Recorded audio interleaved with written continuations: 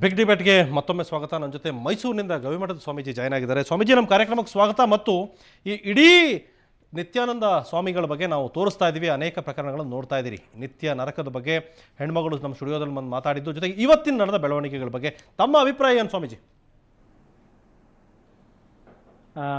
ಹಮೀದ್ ಅವರೇ, ಹೇಳಿ ಸರ್. ಇದೊಂದು ಸಾಮಾಜಿಕ ಆಘಾತಕಾರಿ ಬೆಳವಣಿಗೆ. ಯಾರಿಂದ ಈ ತರಹದ ಬೆಳವಣಿಗೆಗಳನ್ನು ನಿರೀಕ್ಷೆ ಮಾಡಬಾರ್ದಾಗಿತ್ತು ಸಮಾಜ, ಅಂಥವರಿಂದ ಈ ರೀತಿಯ ಬೆಳವಣಿಗೆ ನಡೆದಿರುವಂಥದ್ದು ನಿಜಕ್ಕೂ ಕೂಡ ಒಂದು ಅಕ್ಷಮ್ಯ ಅಪರಾಧ. ನಾನು ತಮ್ಮ ವಾಹಿನಿಯಲ್ಲಿ ನೋಡ್ತಾ ಇದ್ದಂಥ ಸಂದರ್ಭದಲ್ಲಿ ನಮ್ಮ ಪ್ರಮೋದ್ ಮುತಾಲಿಕ್ ಅವರು, ಶ್ರೀರಾಮ್ ಸೇನೆ ಮುಖಂಡರು, ಅವ್ರು ಹೇಳ್ತಾ ಇದ್ರು,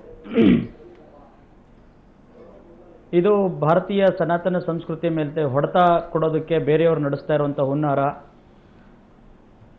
ಮಠಾಧೀಶರ ಮೇಲೆ ಒಂದು ಕೆಟ್ಟ ಪರಿಣಾಮವನ್ನು ಸಮಾಜದ ಮೂಲಕ ಬೀರುವಂಥ ಒಂದು ಕೆಲಸ ಮಾಡ್ತಾ ಇದ್ದಾರೆ ಅಂಥೇಳಿ. ಬಹುಶಃ ನನಗನ್ಸುತ್ತೆ ಅಂಥ ಕೆಟ್ಟ ಪರಿಣಾಮವನ್ನು ಸಮಾಜದ ಮೇಲೆ ಬೀರುವಂಥ ಕೆಲಸವನ್ನು ನಿತ್ಯಾನಂದ ಆಶ್ರಮದಂತಹ ಕೆಲವು ಸ್ವಯಂ ಘೋಷಿತ ದೇವಮಾನವರು ಅನ್ನಿಸ್ಕೊಂಡಂಥ ಮಠಾಧೀಶರು ಅಂತ ಹೇಳಲಿಕ್ಕೆ ನಾನು ಇಷ್ಟಪಡಲ್ಲ, ಸ್ವಯಂ ಘೋಷಿತ ದೇವಮಾನವರು ಅವರು ಮಾಡ್ತಾ ಇರುವಂಥ ಈ ದುಷ್ಕೃತ್ಯಗಳೇನಿದೆಯಲ್ಲ, ಇದೊಂದು ಅಕ್ಷಮ್ಯ ಅಪರಾಧ ಮತ್ತು ಸಾಮಾಜಿಕ ಅಪರಾಧ, ಬಹುದೊಡ್ಡ ಅಪರಾಧ ಅಂತೇಳಿ ನಾನು ಭಾವಿಸ್ಕೊಳ್ತೇನೆ. ಸ್ವಾಮೀಜಿ, ನಿಮ್ಮ ಜೊತೆ ಇನ್ನಷ್ಟು ಮಾತಾಡ್ತೀನಿ. ನನ್ನ ಜೊತೆ ಈ ಆಶ್ರಮದ ಎಲ್ಲ ಒಳ ಹೊರಗೆಗಳನ್ನು ಗೊತ್ತಿರೋ ಒಬ್ಬ ವ್ಯಕ್ತಿ ನಮಗೆ ದೂರವಾಣಿ ಸಂಪರ್ಕದಲ್ಲಿದ್ದಾರೆ, ಅವ್ರು ಮಾತಾಡೋಣ. ಸರ್, ತಮಗೆ ಆಶ್ರಮದ ಬಗ್ಗೆ ಏನು ಗೊತ್ತು ಹೇಳಿ ಸರ್. ನನ್ನ ಧ್ವನಿ ಕೇಳಿಸ್ತಾ ಇದ್ರೆ ಆಶ್ರಮದ ಬಗ್ಗೆ ತಮಗೇನು ಗೊತ್ತು ಹೇಳಿ. ಹಲೋ, ಹೇಳಿ ಸರ್. ನಿತ್ಯಾನಂದ ಆಶ್ರಮ. ನಾನು ಹೆಸರು ಡಿಸ್ಕ್ಲೋಸ್ ಮಾಡೋದಿಲ್ಲ, ಬಟ್ ನಾನು ಕೆಲವು ಸತ್ಯ ನೀವು ನಿಮ್ಮ ಚಾನಲ್ ನೋಡ್ತಾ ಇದ್ದೀನಿ, ಹೇಳಿ ಸರ್. ತುಂಬಾ ಚೆನ್ನಾಗಿ ಬರ್ತಾ ಇದೆ. ಈ ಸಮಾಜನ ಪ್ಯೂರಿಫೈ ಮಾಡ್ತಾ ಇದ್ದೀರಿ ನೀವು. ನನ್ನ ಪ್ರಕಾರ ಈ ಕೇಸನ್ನ ಲೋಕಲ್ ಪೊಲೀಸ್ ಅಥವಾ CID ಪೊಲೀಸ್ಗೆ ಕೊಡಬಾರದು. ಯಾಕೆಂದ್ರೆ ಈಗ ಆರ್ತಿ ನೀವು ಯಾರ್ದು ಹೇಳ್ತಾ ಇದ್ರೆ ಹೆಣ್ಮಗಳ ಕೇಸು, ಅದು CID ನಲ್ಲೂ ಸರಿಯಾಗಿ ಇನ್ವೆಸ್ಟಿಗೇಷನ್ ಆಗಿಲ್ಲ. Right, okay. ಯಾಕೆಂದ್ರೆ ಅಲ್ಲಿ DC ಅವ್ರಿಗೆ ಇವನ ಅಡ್ವೊಕೇಟ್ ಅವರ ಲೀಗಲ್ ಅಡ್ವೈಸರ್ ಇದ್ರು ಮೊದಲು. ಅವರ ರೇಪ್ ಕೇಸ್ ನಲ್ಲಿ ಹಾಸ್ಪಿಟಲ್ ಕಳಿಸಿ ಅವನ ಮೆಡಿಕಲ್ ಸರ್ಟಿಫಿಕೇಟ್ ಮಾಡಿಲ್ಲ. ಅದು ಬಹಳ ದೊಡ್ಡ, ಆ ಕೇಸ್ ನಿಲ್ಲೋದಿಲ್ಲ ಕೋರ್ಟ್ ನಲ್ಲಿ. Okay okay, right. ಒಂದು ಆಮೇಲೆ ಈಗ ನೀವು ಯಾರು ಈ ಭರದ್ವಾಜ್ ಅಂತ ಹೇಳ್ತಿದ್ದೀರಿ, ವಿನಯ್ ಭರದ್ವಾಜ್. ವಿನಯ್ ಭರದ್ವಾಜ್, ಅವನಿಗೆ ಬಹಳ ಅನ್ಯಾಯ ಆಗಿದೆ. ಅದನ್ನ ಅವರೇ ಮಾತಾಡಿದ್ದಾರೆ, ನನ್ನ ಜೊತೆನೂ ಮಾತಾಡಿದ್ದಾರೆ. ಎಲ್ಲಿವರೆಗೂ ಮಾತಾಡಿದ್ದಾರೆ ಅಂದ್ರೆ, ಇವನು ಓರಲ್ ಸೆಕ್ಸ್ ಮಾಡಿ ಸಮೈನ್ಸ್ ನ ಇವನು ಬಾಯಿ ಕೊಟ್ಟು ಕುಡಿಸಿದಾನೆ. ಅದು ಪ್ರಸಾದ, ಕೃಷ್ಣನ ಪ್ರಸಾದ ಅಂತ ಕುಡಿಸಿದಾನೆ. ಅದರಿಂದಾನೇ ಅವನಿಗೆ ಇಷ್ಟೊಂದು ಸಿಟ್ಟು ಬಂದಿರೋದು ಈಗ ಭರದ್ವಾಜಿಗೆ. ಇಷ್ಟು ನೀಚ ಕೆಲಸ ಮಾಡಿರೋನು ಇವತ್ತು ಸಮಾಜದಲ್ಲಿ ಇಷ್ಟು ಮೆರಿತಾ ಇರೋದು ನೋಡಿದ್ರೆ ನಮಗೆ ಆಶ್ಚರ್ಯ ಆಗುತ್ತೆ. ಈಗ ನಾನು ಯಾವ ಜಾತಿನೂ ನಂಬೋದಿಲ್ಲ, ಆದ್ರೆ ಈ ಮಾನವ ಜಾತಿನಲ್ಲಿ ಇಷ್ಟು ಅನ್ಯಾಯ ನಡೀತಾ ಇರೋದು ಈ ಸರ್ಕಾರ, ಈ ಪೊಲೀಸ್ ಎಲ್ಲ ನೋಡ್ತಾ ಇದ್ರೆ ನನಗೆ ಹಾಸ್ಯಾಸ್ಪದ ಆಗ್ತಾ ಇದೆ. ಈಗ ನೋಡಿ, ನೀವು ಬಹಳ ಹೊತ್ತಿಂದ ತೋರಿಸ್ತಾ ಇದ್ರೆ ಕೆಲವು ಹೆಣ್ಮಕ್ಳುಗಳು ಮೇಲೆ ಬೀಳ್ತಿದ್ದಾರೆ. ನೀವು ಪ್ರಶ್ನವ್ರ ಮೇಲೆ ನೋಡಿ, ಈಗಲೂ ಕಾಣ್ತಾ ಇದೆ, ಒಬ್ರು ಕಾವಿ ಬಟ್ಟೆ ಹಾಕೊಂಡು who the hell are you ಅಂತ ಹೇಳ್ತಿದ್ದಾರೆ. ಇಂಥವ್ರ ಫೋಟೋಗಳನ್ನ ತಕೊಂಡು ಇವರ ಹಿನ್ನೆಲೆ ಫಸ್ಟ್ ಪರೀಕ್ಷೆ ಮಾಡಬೇಕು. Correct correct, very correct, you are right. ಅವರ ಹಿನ್ನೆಲೆಪ್ಪ ನೋಡಿ, ಅವ್ರು ಈ ಇದಕ್ಕೆ ಬಂದಿದ್ರೆ, ಒಂದು ಆಶ್ರಮಕ್ಕೆ ಬಂದಿದ್ರೆ ಯಾರು ಆತರ ಬಿಹೇವ್ ಮಾಡಲ್ಲ. Correct, you are right. ಅವರ ಹಿನ್ನೆಲೆ, ಅವರ ಚರಿತ್ರೆ, ಯಾಕೆ ಇವರು ಇಲ್ಲಿ ಬಂದಿದ್ದಾರೆ, ಮತ್ತೆ ಇವರು ಖಂಡಿತ ಇವರು ಕ್ರಿಮಿನಲ್ ಕೇಸ್ಗಳಲ್ಲಿ ಇರೋರೆ ಇವರೆಲ್ಲ. Very good, correct, very correct. ಅದನ್ನ ಫಸ್ಟ್ ಫೈಂಡ್ ಔಟ್ ಮಾಡಬೇಕು. ಕರೆಕ್ಟ್. ಇದನ್ನ ನೀವು ಬಹಳ ಚೆನ್ನಾಗಿ ಮಾಡ್ತಿದ್ದೀರಾ. ನನ್ನ ಹತ್ರ ಇನ್ನೂ ಬಹಳಷ್ಟು ಮಾಹಿತಿ ಇದೆ, ನಾನು ಖಂಡಿತ ಮಧ್ಯ ಬಂದು ನಿಮಗೆ ಕೊಡ್ತಾ ಇರ್ತೀನಿ.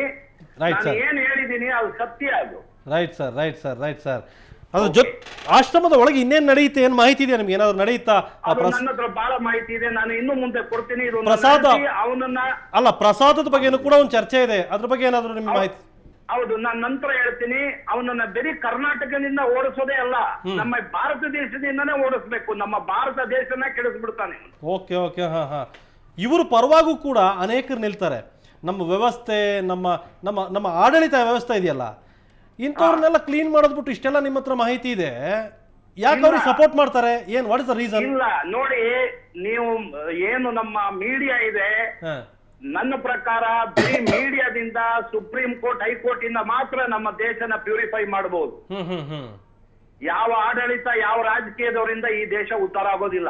Okay, only 3 high court, supreme court and media. ಅದರಲ್ಲಿ ಮೊದಲು media. Right sir, thank you. ಮೀಡಿಯಾನು ಕರಪ್ಟ್ ಆಗಬಾರ್ದು. ಈಗ ನಿಮ್ಮ ಮೀಡಿಯಾದಲ್ಲಿ ಬಹಳ ಚೆನ್ನಾಗಿ ಬರ್ತಾ ಇದೆ ಇದು.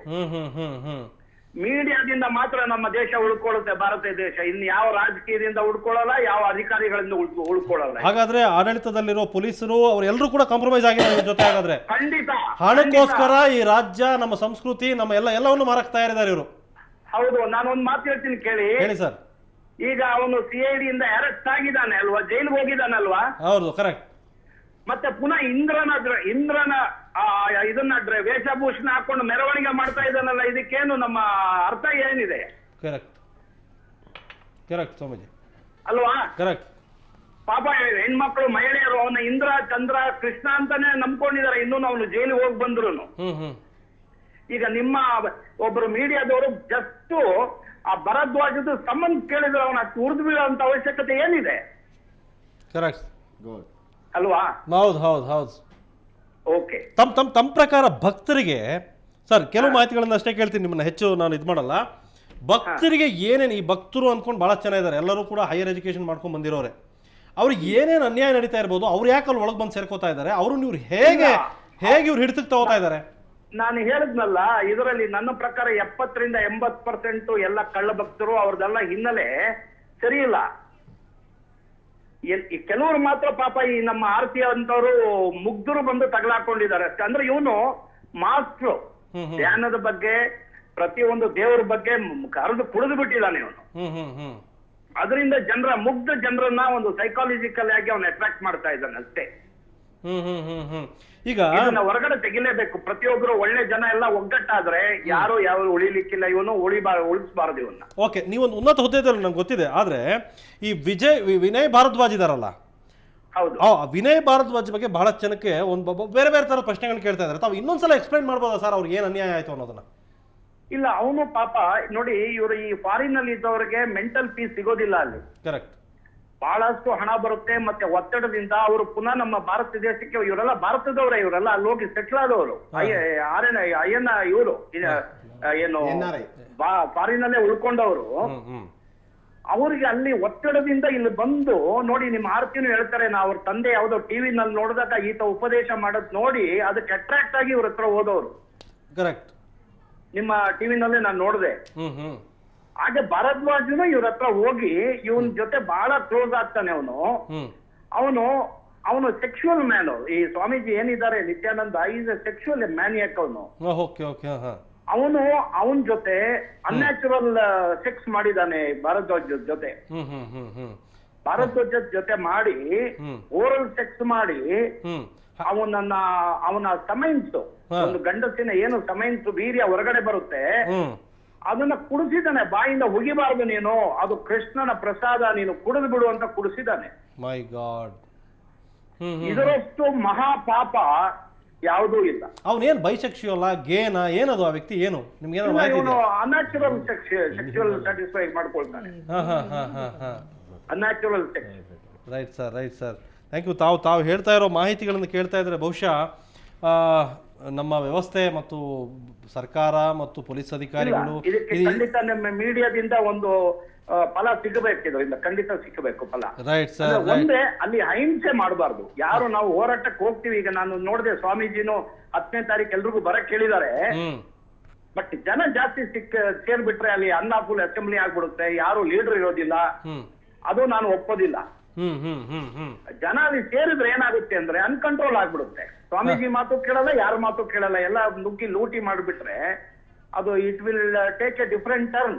ಅಲ್ಲ, ಅವ್ರ ಹತ್ರಕ್ಕೆ ಹೋಗೋದ್ ಬೇಡ. ನಾವಿಲ್ಲಿ ಗಾಂಧಿ ನೀವು ಜನರನ್ನ, ಸ್ವಾಮೀಜಿ ಅವರು ನೀವು ಜನರನ್ನ ಕರಿತಾ ಇರೋದು ಕರೆಕ್ಟ್ ಅಲ್ಲ. ಅದು ಎಲ್ಲಾ ಕೆಟ್ಟವರು ಬರ್ತಾರೆ, ಒಳ್ಳೆಯವರು ಬರ್ತಾರೆ ಅಲ್ಲಿ. ಕಾನೂನನ್ನ ಕೈ ತಗೊಂಡ್ಬಿಟ್ರೆ ಖಂಡಿತ ಇದು ನಮ್ಮ ಯಾರು ಹೋರಾಟ ಮಾಡಕ್ ಹೋಗ್ತೀರಿ ನಿಮಗೆ ಕೆಟ್ಟ ಹೆಸರು ಬಂತು. ರೈಟ್. ಒಬ್ಬ ವಿನಯ್ ಭಾರದ್ವಾಜ್ಗಾದ ಅನಾಹುತವನ್ನು ತಾವು ಹೇಳಿದಿರಿ. ಅದೊಂದು ರೀತಿ ಮೃಗೀಯ ಮತ್ತು ಪೈಶಾಚಿಕ. ಅದು ಬಹುಶಃ ತಾವು ಎಕ್ಸ್ಪ್ಲೈನ್ ಮಾಡ್ತಾ ಕೇಳ್ತಾ ಇದ್ರೆ ಮಾನವಂತರು ಮತ್ತು ಮಾಡೋ ಕೆಲಸನೇ ಅಲ್ಲ, ಆದ್ರೂ ಈ ಸ್ವಾಮೀಜಿ ವೇಷಧಾರಿಯಾಗಿ ಮಾಡೋ ಕೆಲಸನೇ ಅಲ್ಲ ಅದು. ಇದನ್ನು ಹೊರತುಪಡಿಸಿ ಬೇರೆ ಏನೇನು ತೊಂದರೆ ಕೊಡ್ತಾನೆ ತಮಗೆ ಮಾಹಿತಿ ಇದೆಯಾ ಸರ್? ಇಲ್ಲ, ನಾನು ಮುಂದೆ ಹೇಳ್ತೀನಿ ಅದನ್ನ. ಓಕೆ. ಅಲ್ಲ, ಈಗ ನಾವು ಅದನ್ನ ಪ್ರೊಟೆಸ್ಟ್ ಮಾಡಬೇಕು ಅಂದ್ರೆ ರಾಜ್ಯ ಸರ್ಕಾರವನ್ನು ಎಚ್ಚರಿಸಬೇಕಾಗ್ತದೆ ಅಥವಾ ಕಾನೂನನ್ನು ಎಚ್ಚರಿಸಬೇಕಾಗ್ತದೆ, ಅದಕ್ಕೊಂದು ಪ್ರೊಸಿಷನ್ ಬೇಕಾಗ್ತದೆ. ಹಂಗಿರೋದ್ರಿಂದ ನಾವು ಅಲ್ಲಿ ಬೇಡ ಅಂತಂದ್ರು ಗಾಂಧಿ ಪ್ರತಿಮೆಯಿಂದ ನಾವು ವಿಧಾನಸೌಧಕ್ಕಾದ್ರೂ ಹೋಗ್ಬೋದಲ್ಲ. ಈಗ ನಾನು ಒಂದು ಮಾತು ಹೇಳ್ತೀನಿ, ರಾಜ್ಯದಲ್ಲಿ ಜೀವ ಇರೋ ಸರ್ಕಾರ ಇದೆಯಾ? ಯಾವಾಗೋ ಸತ್ತೋಗಿದೆ. ಆದ್ರೆ ಸತ್ತಿರೋದನ್ನಾದ್ರೂ ಅಳ್ಳಾಡ್ಸಿ ಎದ್ದೇಳಪ್ಪ ನೀವು ಒಂಚೂರಾದ್ರೂ ಅಂತಂದ್ರೆ ಇಂಥ ಒಂದು ಕಾರ್ಯಕ್ರಮ ಆಗ್ಬೇಕಾಗ್ತದಲ್ವಾ? ಅಲ್ಲ, ತಮಗೆ ಈ ವ್ಯವಸ್ಥೆ ಬಗ್ಗೆ ಯಾಕೆ ಅಷ್ಟೊಂದು ಬೇಸರ ಬಂದಿದೆ, ಯಾಕೆ ಅಷ್ಟೊಂದು ಇದಾಗಿದೆ, ನಿರ್ಲಿಪ್ತರಾಗಿದ್ದೀರಿ ತಾವು ಹೀಗೆ? ಇಲ್ಲ, ಅದು ಮುಂದೆ ಹೇಳ್ತೀನಿ. ಓಕೆ, ಹಾಗಾದ್ರೆ ನಾನು ನನ್ನ ಸಮಾಜ, ನನ್ನ ದೇಶ, ನನ್ನ ರಾಜ್ಯದ ಬಗ್ಗೆ ಬಹಳ ಕಳಕಳಿ ಇರೋರಿಂದ ನಾನು ಮಾತಾಡ್ತಿದ್ದೀನಿ. ಅದಕ್ಕೆ ಕೆಲವು ಕಟ್ಟುಪಾಡಿದೆ, ಅದು ಆಗಿದ್ಮೇಲೆ ನಾನು ಬರ್ತೀನಿ. ಈ ರಾಮನಗರದ ಜಿಲ್ಲಾಡಳಿತ ಯಾಕೆ ಬಾಯಿ ಮುಚ್ಕೊಂಡು ಕೂತ್ಕೊಂಡಿದೆ ತಮ್ಮ ಪ್ರಕಾರ? ಇಲ್ಲ, ನಾನು ಹೇಳಿದ್ನಲ್ಲ, ಹಣ, ಸ್ವಾಮೀಜಿದು ಹಣ ಇರೋದ್ರಿಂದ ಯಾರು ಏನು ಮಾಡಕ್ಕ. ನಾನು ಹೇಳಿದ್ನಲ್ಲ, CID ಕೇಸ್ ಆಗಿ ಅರೆಸ್ಟ್ ಆದವನು ಇವತ್ತು ಇಂದ್ರನಾಗೆ ಪುನಃ ಮೆರಿಬೇಕಾದ್ರೆ ಇನ್ಯಾವುದರಿಂದ ಸಾಧ್ಯ ಆಗ್ತಾ ಇದೆ ಹೇಳಿ? Right sir. So thank you sir, ನಮ್ಮ ಜೊತೆ ಇಷ್ಟೊತ್ತು ಮಾತಾಡಿದ್ರಿ, ಅನೇಕ ವಿಚಾರಗಳನ್ನು ಜನತೆ ಮುಂದೆ ಇಟ್ರಿ. ನಾವು ಹೇಳಿದ್ವಿ ನಿತ್ಯ ಸಿಟ್ಟಾಗಿದ್ದು ಯಾಕೆ ಅಂತ ತೋರಿಸಿದ್ವಿ, ಕೆಲವು ಮಾಹಿತಿಗಳನ್ನು ಅಷ್ಟೇ ಹೇಳಿದ್ವಿ. ಕೆಲವರು ಸುವರ್ಣ ನ್ಯೂಸ್ನ ನಾವೇನು ಈ ವಿಚಾರವನ್ನು ತೋರಿಸ್ತಾ ಅದರ ಬಗ್ಗೆನೇ ಕೆಲವರೆಲ್ಲ ಅನುಮಾನ ವ್ಯಕ್ತಪಡಿಸೋ ಸ್ಟೇಜ್ ಇತ್ತು. ಆದರೆ ತಮ್ಮಂಥವ್ರು ತಾವೊಬ್ಬ ಉನ್ನತ ಹುದ್ದೆಯಲ್ಲಿ ಇದ್ದು ಇಡೀ ವ್ಯವಸ್ಥೆಯ ಬಗ್ಗೆ ತಿಳ್ಕೊಂಡ್ರವ್ರು ತಾವು ಹೇಳಿದಿರಲ್ಲ, ಬಹುಶಃ ತಾವು ಯಾರೋ ಅನ್ನೋದನ್ನು ಹೇಳೋ ಅಗತ್ಯ ನಮಗೂ ಇಲ್ಲ, ನೀವು ಕೂಡ ಹೇಳ್ಕೊಡೋ ಸ್ಥಿತಿಯಲ್ಲಿಲ್ಲ. ನಮಗೆ ಕರೆ ಮಾಡಿ ಇಷ್ಟು ಮಾಹಿತಿಯನ್ನು ರಾಜ್ಯದ ಜನತೆಗೆ ತಿಳಿಸಿದ್ದಕ್ಕೆ ತಮಗೆ ಧನ್ಯವಾದ ಸರ್. ಇದಕ್ಕೆ ಸಂಬಂಧಪಟ್ಟಂತೆ ಅಜಿತ್ ಸ್ವತಃ ಅಲ್ಲಿದ್ದರು, ಅವ್ರ ಜೊತೆ ಕೂಡ ನಾನು ಮಾತಾಡ್ತೀನಿ. ಅಜಿತ್ ನಮ್ಮ ಜೊತೆ ನೇರ ಸಂಪರ್ಕದಲ್ಲಿ ಈಗ ಬಿಡದಿದ್ದಾರೆ. ಅಜಿತ್, ಒಟ್ಟಾರೆ ಅಲ್ಲಿ ಏನು ನಡೀತು ಅನ್ನೋದನ್ನು ಹೇಳ್ಬೋದಾ ತಾವು?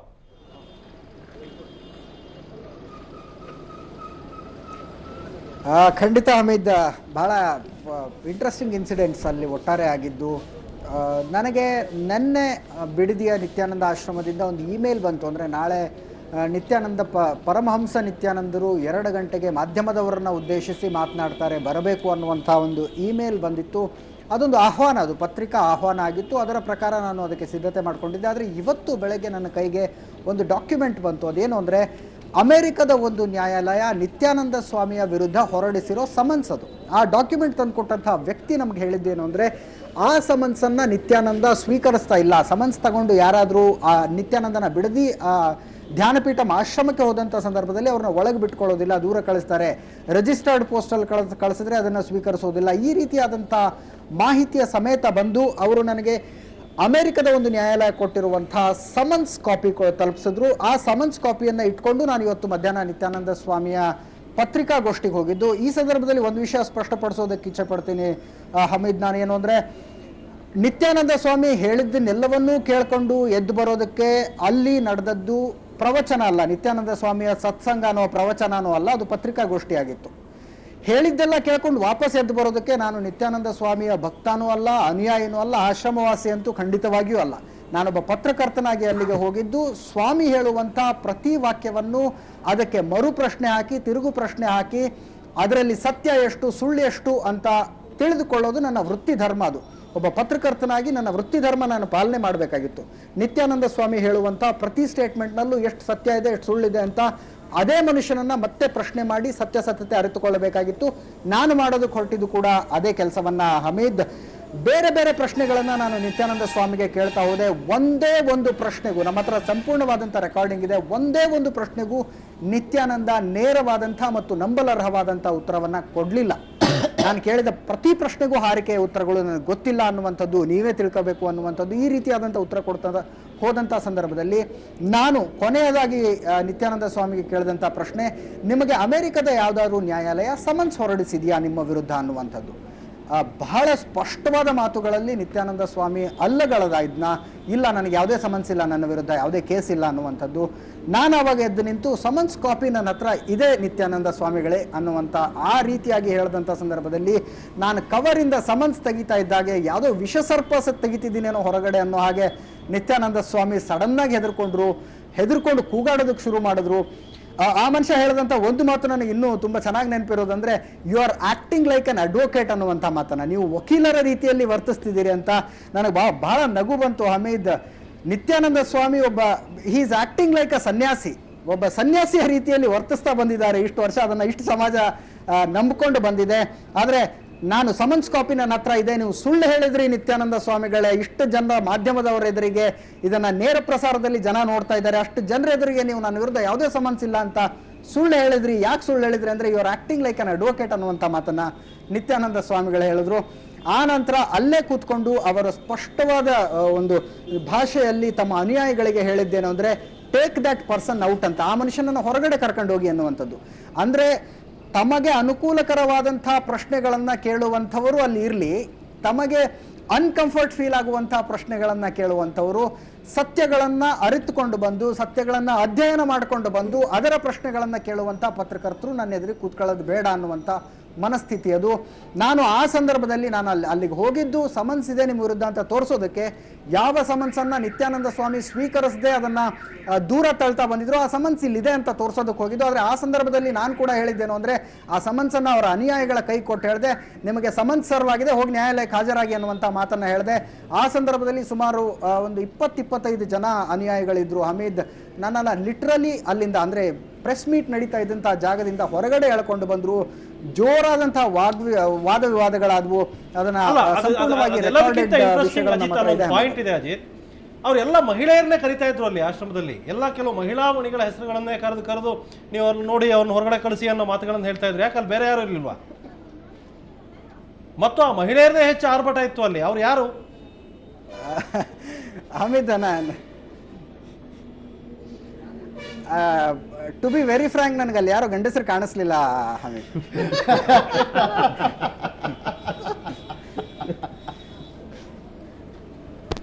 ಮುಂದುವರ್ಸಿ ಅಜಿತ್.